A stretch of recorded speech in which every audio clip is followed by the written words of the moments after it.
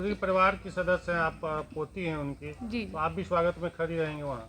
जी, कोशिश तो पूरी रहेगी, लेकिन मैं जनता से जागरूक होने के लिए बोलूँगी कि आदरणीय प्रधानमंत्री जी आ रहे हैं ठीक इलेक्शन के 10 दिन पहले।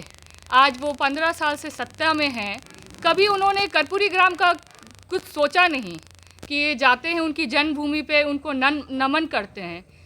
ऐसे ही भारत रत्न की भी उपलब्धि उन्हें तब मिली जब ये लोकसभा का चुनाव था, उसके ठीक पहले मिली। आज विधानसभा का चुनाव है तो जननायक कर्पूरी ठाकुर की जन्मभूमि को नमन करते हैं। क्या ये 15 साल पहले उन्हें याद नहीं आया कि जननायक कर्पूरी ठाकुर की जन्मभूमि पे जाएं, उनके विचारधाराओं को लोगों से अवगत कराएं?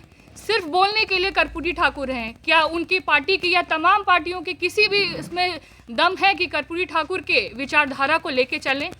सिर्फ बोलने के लिए कर्पूरी ठाकुर के विचारधारा पे चलते हैं। मुझे तो नहीं लगता कि कर्पूरी ठाकुर की कोई विचारधारा पे चलता है, सिर्फ नाम लेते हैं। और मैं अपनी मोड़वा की जनता से आग्रह करूंगी कि अपनी आंख खोलें, अपनी सद्बुद्धि को इस्तेमाल करें।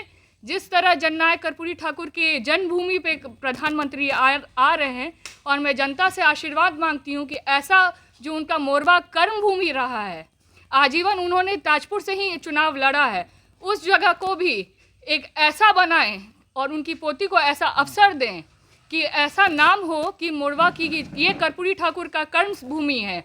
52, 57, 62, 66 सबसे कर्पूरी ठाकुर ने वहीं से विधानसभा चुनाव लड़ा है। हमेशा जन्मभूमि से भी बड़ा कर्म भूमि होता है, उसका आज नामो निशान नहीं है। जो कर्पूरी ठाकुर ने ताजपुर विधानसभा के लिए कर दिया है, वो उसके बाद आज तक कोई विधायक नहीं करवाया है। इसलिए मैं जनता से आशीर्वाद मांगती हूँ कि मुझे आशीर्वाद दें कि मैं जननायक कर्पूरी ठाकुर की विचारधारा पे उतरूं, उनके सिद्धांतों, उनकी संकल्पों को पूरा कर सकूं। कर्पूरी जी के पुत्र रामनाथ ठाकुर को लेकर के ही पूरे परिवार को मुखिया माना जाता है और उनको ही राजनीतिक यूँ कहें कि लाभ मिलता आ रहा है तमाम। तो आज उनके जेडीयू में जुड़े हुए हैं और आपने कैसे सोचा कि आप जनसुराज में जुड़ गए? बिल्कुल, कहा जाता है ना कि परिवार के बड़े सदस्य ही संभालते हैं, तो मेरे बड़े पिताजी ने राजनीति सफर को संभाला, लेकिन जन्मभूमि के साथ साथ कर्पूरी ठाकुर की कर्म भूमि को अधूरा छोड़ना, उनके जितने भी कार्य हैं उनको अधूरा छोड़ना, मुझे नहीं लगता है उनकी विचारधाराओं पे चलते हुए कोई उस काम को कर रहा है। इसलिए मुझे राजनीति में आना पड़ा और मैं प्रशांत भैया की विचारधारा से इतनी उनका जो विज़न है इतनी संतुष्ट हूँ कि उनके जो विज़न है, गरीबी, पलायन, शिक्षा, आज तक किसी पार्टियों ने इसका चर्चा नहीं किया।